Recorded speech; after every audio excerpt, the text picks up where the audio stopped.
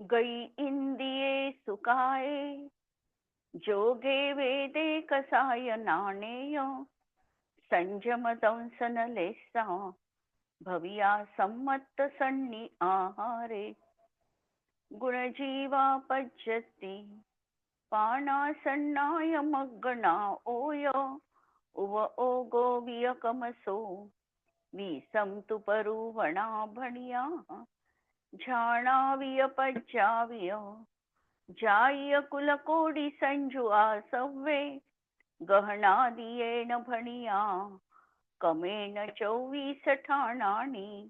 अंतिम शासन नायक 1008 भगवान महावीर स्वामी की जय. द्वादशांग श्रुतदेवी की जय. स्वाध्याय कक्ष संपेपर्यंत आपणा सर्वांना चतुर्विध आहाराचा त्याग असणार आहे. 24 ठाण चर्चा आपण बघतो आहे आणि या चर्चा अंतर्गत आमचं ध्यानाचं प्रकरण सुरू आहे. मोक्ष मार्गामध्ये प्रयोजनीय असलेली 2 ध्यान आणि संसारामध्ये प्रवृत्त करणारी 2 ध्यान, आर्त रौद्र. दोनही अशुभ ध्यान आणि याचे उत्तर भेद प्रत्येकाचे 4-4. याप्रमाणे 8 ध्यान जी आहे आर्त आणि रौद्र ध्यान हे चतुरेंद्रियापर्यंतच्या किंवा असंज्ञी पंचेंद्रियापर्यंत जीवांना सर्वांनाच असणार आहे. संज्ञी पंचेंद्रियामध्ये देखील मिथ्या दृष्टीला पहिल्या गुणस्थानात, दुसऱ्या गुणस्थानात, तिसऱ्या गुणस्थानात, चौथ्या गुणस्थानात ही ध्यान असणार आहे. पण त्यांना धर्मध्यानाची पण सुरुवात झालेली आहे. पुढे मात्र रौद्र ध्यान प्रथमतः जाणार आणि नंतर आर्तध्यान जाणार आणि शेवटी आर्तध्यानामध्ये निदान पहिल्यांदा जाणार आणि नंतर 3 आर्तध्यान जाणार. अशा प्रकारे हा क्रम त्या ठिकाणी आहे आणि आपण प्रकरण बघतो आहे रौद्र ध्यानाचं. काल हिंसानंद नावाचं रौद्र ध्यान आपण बघितलं की हिंसा हे तर पाप आहे, परंतु या पापामध्ये आनंद मानणं, मी काहीतरी वाईट करतोय, अशुभ क्रिया करतो आहे अशा प्रकारचा भाव न ठेवता त्याची मजा घेणं, आनंद घेणं, असं हे क्रूरतेचा परिपाक असणारं रौद्र ध्यान हिंसानंद. काल आपण बघितलं की या जीवाचे परिणाम कशा प्रकारचे असतात. दुसरा आहे मृषानंद. मृषा याचा अर्थ खोटं बोलणं आणि खोट्या बोलण्यामधला देखील आनंद घेणं. जो मनुष्य असत्य झूठी कल्पनाओं के समूह से पाप रूपी मैल से मलिन चित्त होकर जो कुछ चेष्टा करे उसे निश्चय करके मृषानंद रौद्र ध्यान कहते हैं. अशा प्रकारे कल्पना रंगवायच्या किंवा जे वास्तविक नाही, अवास्तविक आहे अशा घटना सांगून, अशा कल्पनेने रंगवून खोट्या प्रकारचं संभाषण करणं किंवा साध्या साध्या गोष्टीमध्ये देखील खोटं बोलून खोट्या बोलण्याचा आनंद लुटणं, हे असं मृषानंद नावाचं रौद्र ध्यान आहे. जो ठगाई के शास्त्र रचने आदि के द्वारा दूसरों की आपदा में डालकर धन आदि संचय करे. दुसऱ्यांना फसवायचं, त्याच्याकडून धन कसं लुबाडता येईल हे पाहायचं, कुणाला तरी काहीतरी खोटं सांगून त्याला अडकवून त्याची मजा घ्यायची, अशा प्रकारची ही मृषानंद जीवांची प्रवृत्ती आहे.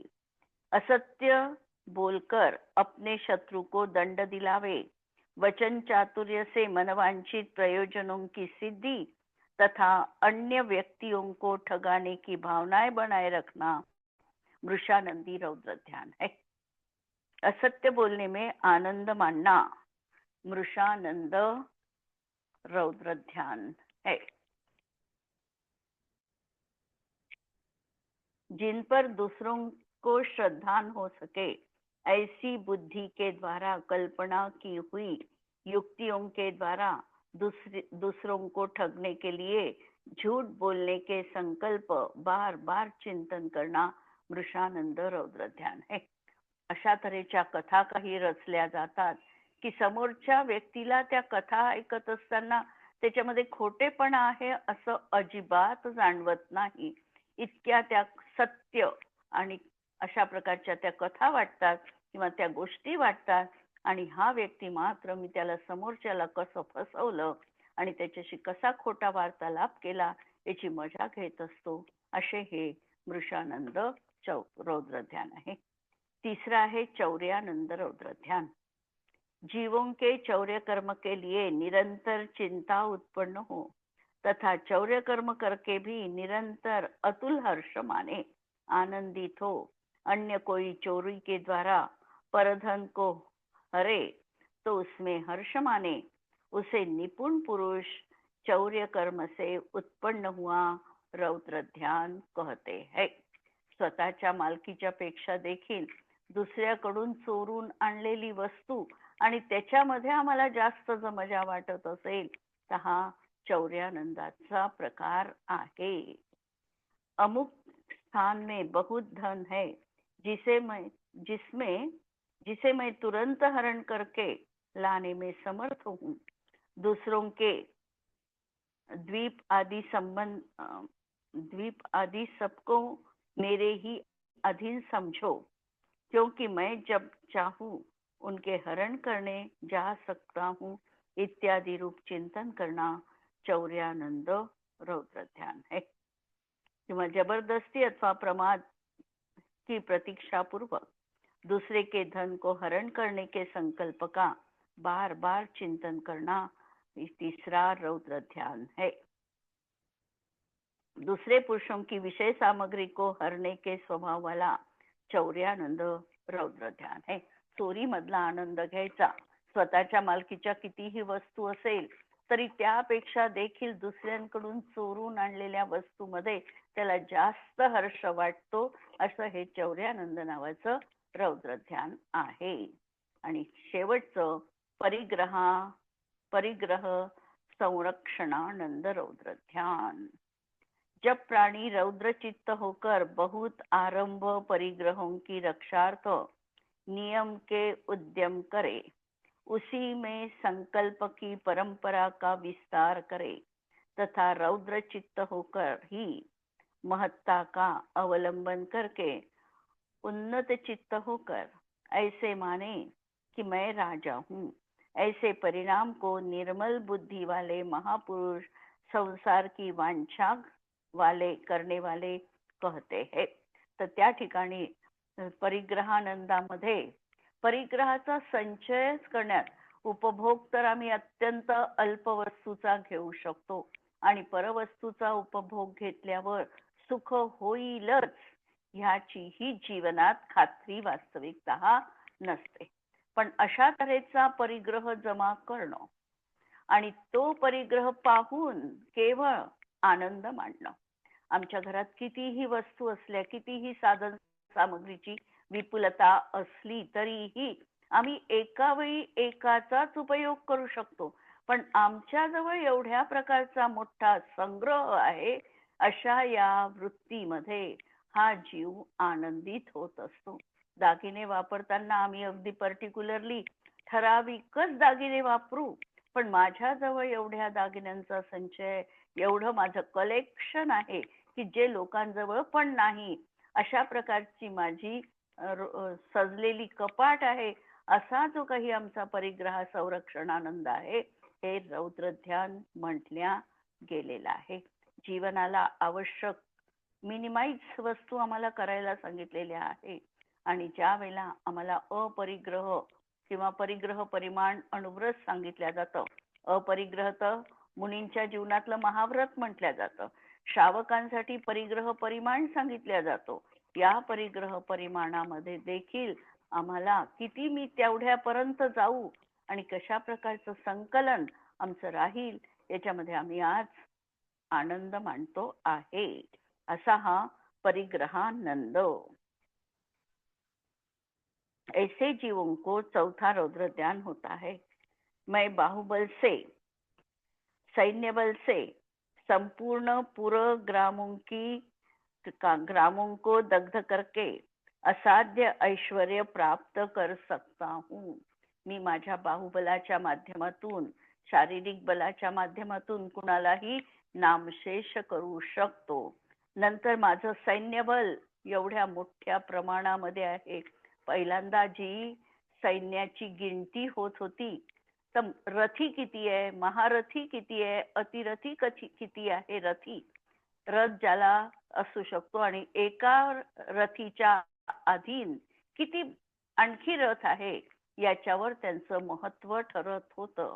राजाजवळ किती हत्ती अश्व हे आहे यावरून राजा किती मोठा हे ठरत होतं. तर अशा प्रकारचा या परिग्रह जमवण्यामध्ये आनंद मानणं आणि या परिग्रहाच्या माध्यमातून मी कुणावरही अधिराज्य करू शकतो अशा प्रकारचा जो एक अहंकार युक्त भाव जीवनात आहे हा परिग्रहानंद म्हटल्या जातो. म्हणून मेरे धन पर दृष्टी रखने वालों को मैं क्षण भर में दग्ध कर दूंगा. आजही परिस्थिती आम्हाला काही वेगळी दिसते आहे असं नाही आहे. तेच चित्र मोठ्या प्रमाणात आणि भीषण प्रमाणामध्ये आजही आमच्या डोळ्यासमोर उपस्थित आहे परिग्रहानंदाचं. मैंने यह राज्य शत्रु के मालक पर पांव रखकर उसके दुर्ग में प्रवेश करके पाया है. इसके अतिरिक्त नंतर जल अग्नि सर्प विषादि के प्रयोगों द्वारा भी मैं समस्त शत्रु समूह का नाश करके अपना प्रताप स्फुरायमान कर सकता हूँ. इस प्रकार चिंतन करना विषय संरक्षणानंद रौद्र ध्यान है. जो अपनी विषय सामग्री की रक्षा करने में चतुर है तथा निरंतर जिसका चित्त उन कामों में लगा रहता है वह भी विषय संरक्षणानंदी रौद्र ध्यानी है. चेतन अचेतन रूप अपने परिग्रह में यह मेरा परिग्रह है, मैं इसका स्वामी हूँ, इस प्रकार ममत्व रखकर उसके अपहरण करने वाले का नाश करने के संकल्प का बार बार चिंतन करना विषय संरक्षणानंद नाम का चौथा रौद्र ध्यान है. वास्तविकतः परवस्तू ज्या आहे परिग्रह जो आहे हा संपूर्णतः याचा आणि जीवाचा अत्यंत अभाव आहे. यामध्ये कोणत्याही तऱ्हेचा तादात्म्य संबंध नाही. याच्यामध्ये असलाच तर निमित्त नैमित्तिक संबंध आहे, पण हा निमित्त नैमित्तिक संबंध देखील परिग्रहामुळे मी सुखी होतो अशा प्रकारचा अत्यंत घातक आहे. आम्हाला जी सुविधा मिळाली ही सुविधा याच्यामुळे आम्हाला परिग्रहाची प्राप्ती झाली, पण त्या परिग्रहात सुख झालंच पाहिजे हाही एकांताने नियम नाही आहे. साता वेदनीय कर्माचा जर उदय असेल तर त्यामध्ये आनंद घेता येऊ शकतो आणि तोच परिग्रह जर आमचा असाताचा उदय सुरू असेल तर आम्हाला दुःखाला देखील कारणीभूत होऊ शकतो. म्हणून कधी कधी असं म्हटलं जातं की चणे आहे तिथे दात नाही आणि दात आहे तिथे चणे नाही. म्हणजे अनुकूलता आहे त्यावेळेला आम्हाला त्याचा फायदा करून घेता येत नाही आणि ज्या वेळेला फायदा करून घ्यायचा आहे त्यावेळेला ती सामग्री उपस्थित नाही. असा त्याचा उदय असेल आणि आम्ही परिग्रहाचा संचय करू म्हटलं तरी देखील आमच्या संचयाने परिग्रह टिकेलच असाही नाही. जर त्याचा आमचा विरहाचा काल आला असेल तर तो परिग्रह कितीही कडेकोट बंदोबस्तात असेल तरी देखील तो नष्ट झाल्याशिवाय राहत नाही. त्याचा आणि आमचा किती काळापर्यंत संयोग संबंध आहे त्यावर तो आमचा जवळ असणं अवलंबून आहे. एकदा जर त्याचा आणि आमचा संबंध संपला तर तो परिग्रह आमच्यापासून पाहता पाहता आमच्या डोळ्यात देखत देखील निघून जाऊ शकतो आणि म्हणून परिग्रह संचय करण्याचा जो भाव आहे हा देखील व्यर्थ आहे आणि त्यामध्ये आनंद मानणं हा तर निखळ अशा प्रकारचा भाव आमचा अशुभ भाव असणार आहे. रौद्र ध्यानी जीवों के कौन कौन से ज्ञान नहीं होते है. आता जे रौद्र ध्यानी आहे त्यांना कोणते ज्ञान होणार नाही. एकूण 8 ज्ञानाचे मार्गणामध्ये प्रकार सांगितले. या 8 पैकी त्यांना किती ज्ञान असणार नाही. किती असेल किती नसेल. केवळ ज्ञान नसणार आहे. 5 पर्यंत त्यांचं गुणस्थान आहे त्यामुळे अवधी ज्ञान त्यांना असू शकतं, सुअवधी पण त्यांना असू शकतं आणि कुअवधी तर असूच शकतं. कारण नारकी जीवांना नरकामध्ये मिथ्यात्वासोबत कुअवधी ज्ञान तर भव प्रत्यय अवधी ज्ञान त्यांना आहेच, परंतु ते मुनी बनू शकत नाही. म्हणजे रौद्र ध्यान असताना मुनिपद त्यांना नाही आणि म्हणून त्यांना मनपर्यय ज्ञान असू शकत नाही, क्योंकि वे दोनों ज्ञान मुनिराज के ही होते हैं. म्हणजे हे मनपर्यय आणि केवल ज्ञान. रौद्र ध्यान किस लेशाओं से होता है? रौद्र ध्यान कोणत्या लेशेमध्ये आहे? रौद्र ध्यान आहे अत्यंत अशुभ है, वह कृष्णादि खोटी लेशाओं से उत्पन्न होता है. कृष्ण, नील आणि कापोत या लेशेमध्ये हे रौद्र ध्यान जीवाला असतो. कारण 5व्या गुणस्थानामध्ये जसे व्रत अंगीकार करतात तसा अशुभ लेशा आता त्यांना राहत नाही, पण ती रौद्र ध्यानामध्ये ती जघन्य भूमिका त्याची आहे. जघन्य प्रकारची लेशा तिथे असू शकते. रौद्र ध्यान किस गुणस्थान में होता है? कोणत्या गुणस्थानात होतं? 5व्या पर्यंत, 1 पासून 5 पर्यंत. 1 ते 5 पर्यंत. रौद्र ध्यान मिथ्या दृष्टि से पंचम गुणस्थान तक के जीवों में तरतमता से होता है. पहिल्या गुणस्थानातलं रौद्र ध्यान असेल ते वेगळ्या दर्जाचं आहे. ते तामसिक रूप आहे, अत्यंत क्रूर रूपाचं असू शकतं. 5व्या गुणस्थानात तेच रौद्र ध्यान जरी असेल तरी देखील त्याच्यामध्ये किंचित परिणामांमध्ये मंदता आल्यामुळे तशा प्रकारचं रौद्र ध्यान तिथे असणार नाही. यह ध्यान 6ठे गुणस्थान के पहले 5 गुणस्थानों में होता है. रौद्र ध्यान मुनियों के अर्थात प्रमत्तादि गुणस्थानों में क्यों नहीं होता है? मुनींना रौद्र ध्यान का राहत नाही हा प्रश्न आहे. ज्या वेळेला जीव संयम धारण करतो, संयम धारण केला, महाव्रत धारण केले, त्यावेळेला त्याला अशा प्रकारच्या पापांमध्ये आनंद घेण्याची त्याची वृत्ती संपली. कारण 6वं गुणस्थानच कोणतं आहे? हिंसा नृतस्तेया ब्रह्म परिग्रहेभ्यो विरतीर व्रतम. व्रत घेतलं याचा अर्थ त्यांनी या पापांपासून जाणीवपूर्वक निवृत्ती घेतली. जर त्यांनी पापच सोडलेला आहे तर पापामध्ये आनंद घेण्याचा प्रश्नच त्याच्या जीवनात येणार नाही आणि म्हणून संयमींना, जे महाव्रती आहे त्यांना रौद्र ध्यान असू शकत नाही. पहिल्यांदा तर सांगितलं संयत के रौद्र ध्यान नाही होता. संयत आला कारण त्यांनी 5 पापांचा बुद्धिपूर्वक त्याग केलेला आहे आणि त्यामुळे त्यांना रौद्र ध्यान असत नाही. क्योंकि रौद्र ध्यान में संयम पने से च्युत हो जाते हैं या हिंसादि के आदेश से संयम नहीं रह सकता. म्हणजे रौद्र ध्यानामध्ये काय होईल? संयमापासून तो च्युत होईल. रौद्र ध्यान जर त्याचं झालं तर त्याचा संयम राहणार नाही. जरी बाह्यतः मुनिव्रत कायम राहिलं आणि समजा त्याला मिथ्यात्वाचा उदय आला किंवा अनंतानुबंधीचा उदय आला तर त्याचं गुणस्थान कोणतं होईल? बाह्यतः मुनी व्रत त्यांचं खंडित झालं नाही, आवश्यकांचं पालन करतात आहे, पण समजा अशा जीवांना 6व्या गुणस्थानात असताना यदा कदाचित मिथ्यात्वाचा उदय आला तर त्यांना कोणतं गुणस्थान होईल? मिथ्यात्वाचा तर त्यांचं पहिलं गुणस्थान होईल. जर मिथ्यात्वाचा उदय आला तर ते पहिल्या गुणस्थानात येतील. त्यांना त्याच वेळेला अनंतानुबंधी अप्रत्याख्यानावरण प्रत्याख्यानावरण 12ही कषायांचा उदय सुरू होईल. जर त्यांचा मिथ्यात्वाचा उदय आल्याबरोबर ह्या प्रकृती येणारच आहे असं नाही की मिथ्यात्वाचा उदय आहे आणि त्याला संज्वलनचाच फक्त उदय सुरू आहे, असं कदापि शक्य नाही. जर त्यांचे परिणाम टिकले नाही, जर परिणामांमध्ये संक्लेश आला तर त्यांचं गुणस्थान नक्की खाली येणार आहे.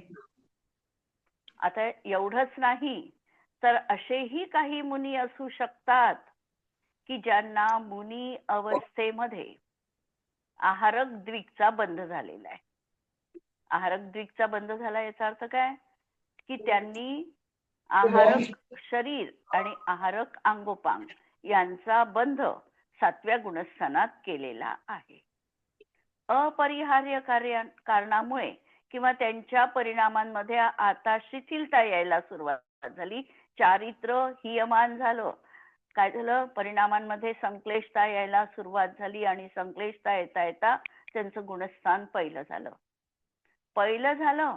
तर त्याच्या जीवनामध्ये लक्षात घ्या, आहारक द्विकची सत्ता असू शकते पण मिथ्यात्वात आलेला आहे. मिथ्यात्वात आल्याबरोबर अनंतानुबंधी अप्रत्याख्यानावरण प्रत्याख्यानावरण हे कशाय त्यांच्या जीवनात उदयात आहे. आणि आहारक द्विक जे काही त्यांनी बांधलेलं होतं त्याचा कदाचित त्यांनी उपयोगही केला नाही. पहिल्या गुणस्थानात येऊन गेले आणि पहिल्या गुणस्थानात आहारक पुतळा कधीही निघत नाही. कोणत्या गुणस्थानात निघतो? आहारक वृद्धी उपयोगात कधी येते? गुणस्थान कोणतं असतं? 6व्या गुणस्थान असतं. आता पहिल्यात आले, सत्ता आहे आहारक द्विकची. काय होतं त्याचं? आहारक द्विकची सत्ता जरी त्याच्या जीवनात असली तरी आता त्या प्रकृतीची उद्वेलना होणं सुरू होतं. पहिल्या गुणस्थानात आल्याबरोबर त्या प्रकृतीची उद्वेलना होणं सुरू होतं. उद्वेलनाला खूप मोठा काळ पाहिजे, खूप काळापर्यंत राहील. पण त्याची आता जसं उदाहरण, उद्वेलना म्हणजे काय, काही शब्द मी मुद्दाम थोडे नवीन सांगते आहे.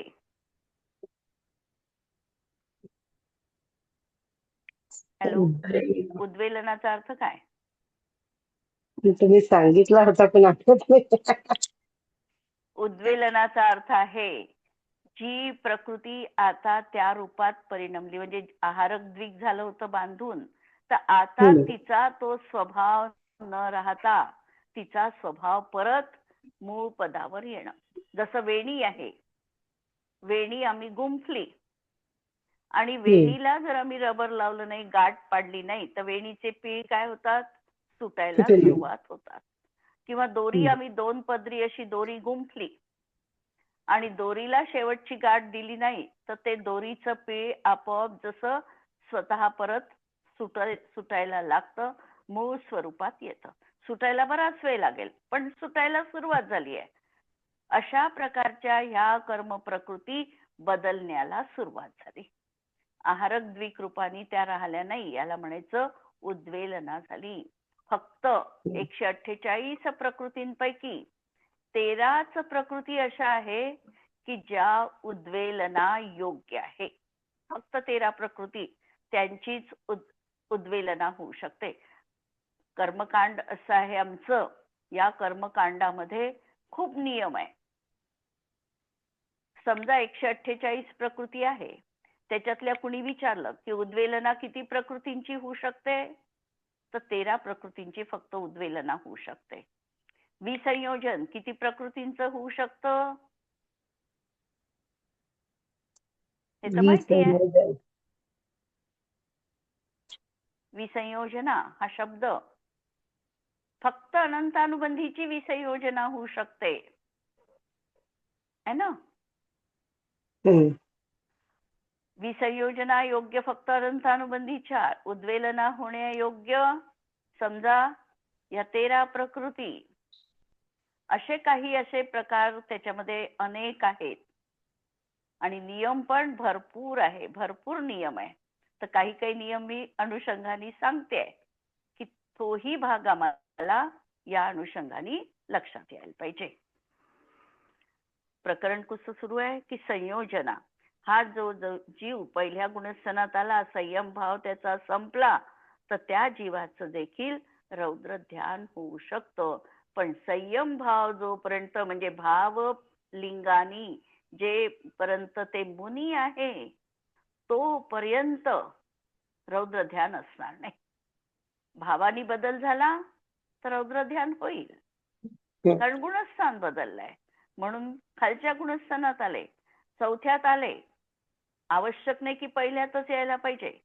चौथ्यात आले, सम्यक्त्व कायम आहे पण संयम सुटलेला आहे, तरीही रौद्र ध्यान त्यांना होऊ शकतं. म्हणून संयमाचा आणि रौद्र ध्यानाचा विरोध आहे. जिथे संयम भाव है तिथे रौद्र ध्यान नहीं, आणि जिथे रौद्र ध्यान है तिथे संयम भाव असणार नहीं.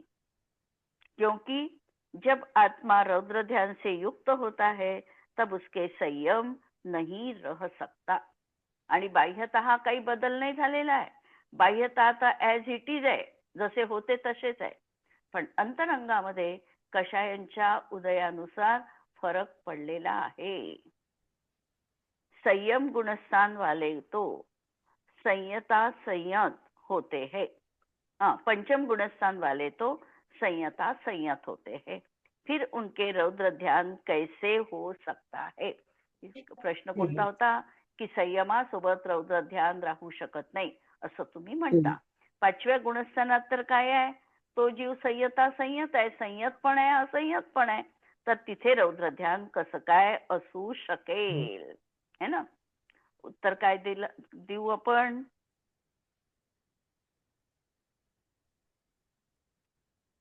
त्या ठिकाणी जरी रौद्र ध्यान आहे तरी देखील काय आहे, तरी देखील एक देश संयम पण आहे.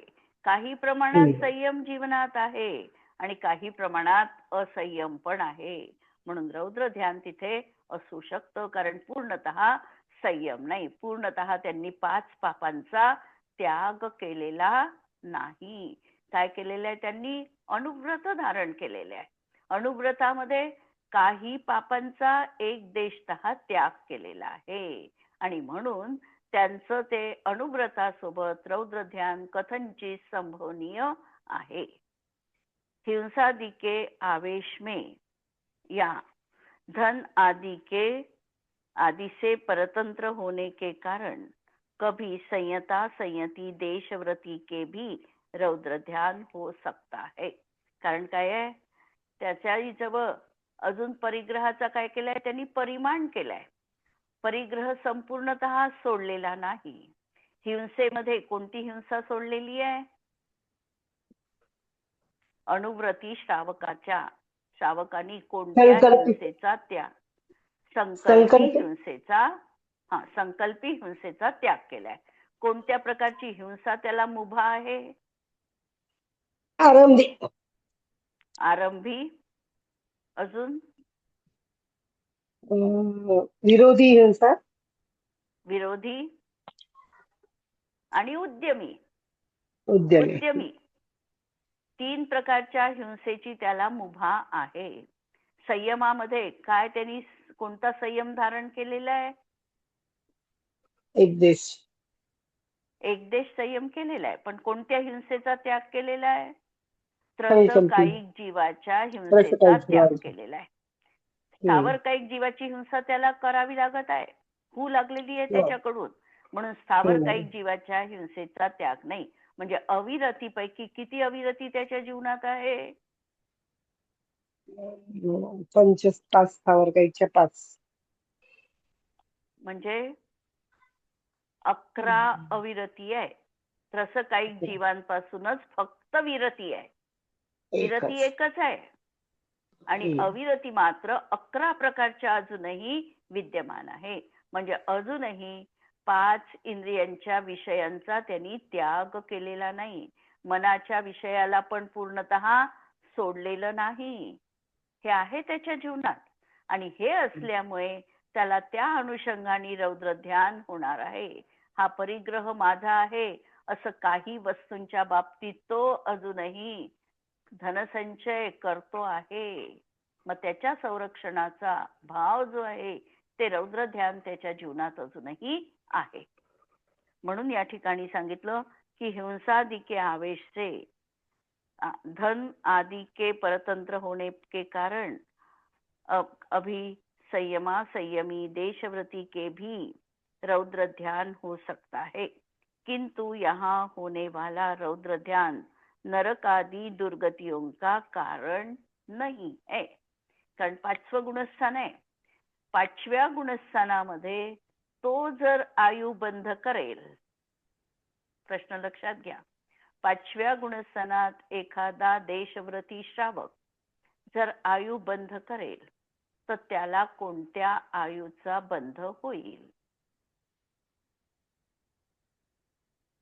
देवाईचा. देवायुचाच फक्त, बाकी 3 आयुचा त्याला बंध होणार नाही. मनुष्य आयुचा नाही, नरक आयुचा नाही आणि तिर्यंच्या आयुचा पण बंध होणार नाही. नरक आयुचा बंध, या बंधाची विच्छुत्ती, बंध विच्छुत्ती कोणत्या गुणस्थानात आहे? नरक आयुची बंध विच्छुत्ती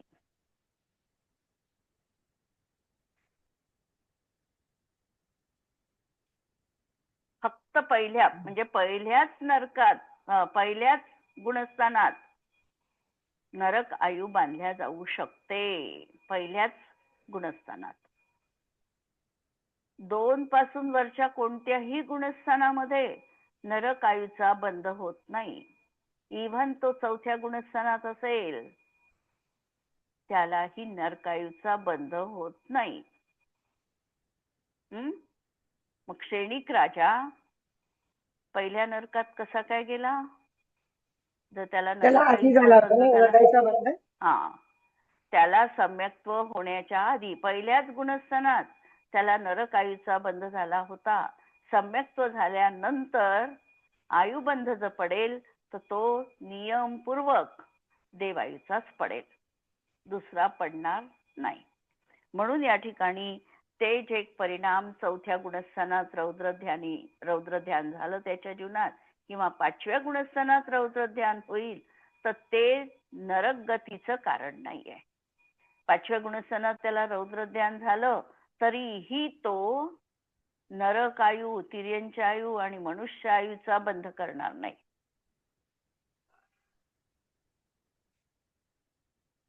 म्हणून दुर्गति का कारण नहीं है, क्योंकि सम्यक दर्शन का ऐसा ही सामर्थ्य है.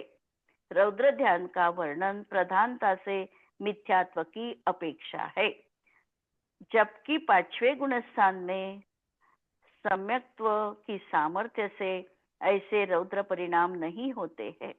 कुछ गृह कार्य के संस्कार से किंचित लेश मात्र होता है, उसकी अपेक्षा से कहा गया सो नरक गति का कारण नहीं है. पंचम गुणस्थान वरती यद्यपि संयत होते हैं, फिर भी अपनी संपत्ति की रक्षा के लिए धार्मिक आयतनों पर आए हुए उपसर्गों को दूर करने के लिए उसके रौद्र ध्यान हो जाते हैं, लेकिन अति संक्लेश का अभाव होने से उसका रौद्र ध्यान नरक गति में नहीं ले जाने वाला होता है. म्हणून नरक गतीमध्ये तो घेऊन जाईल असं त्या ठिकाणी राहणार नाही. उद्याला चार्ट पाहू धर्मध्यानाचा. आज आपण इथे थांबू. जिनवाणी के ज्ञान ते तुझे लोकालो, सो जिनवाणी मस्तक नमो सदा देत हूँ भो. नमो अरिहंताणम, नमो सिद्धाणम, नमो आयर्याणम, नमो उच्छायाणम, नमो लोए सवसाहुणम. सर्वांना जय जिनेंद्र.